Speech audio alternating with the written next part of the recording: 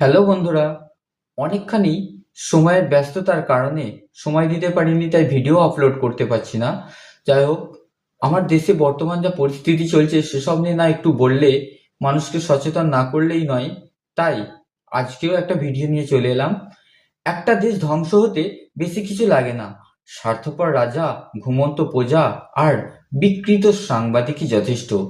যখন শাসক নিজের স্বার্থকে দেশের স্বার্থের উপরে তুলে দেয়, যখন জনগণ সত্য মিথ্যা হিসেব না করে চুপ করে সহ্য করে নেয়, আর যখন সাংবাদিকতার নাম করে সত্যকে বিক্রি করে দেওয়া হয়, তখন দেশ ধীরে ধীরে ভিতর থেকে ভেঙে পড়তে শুরু করে।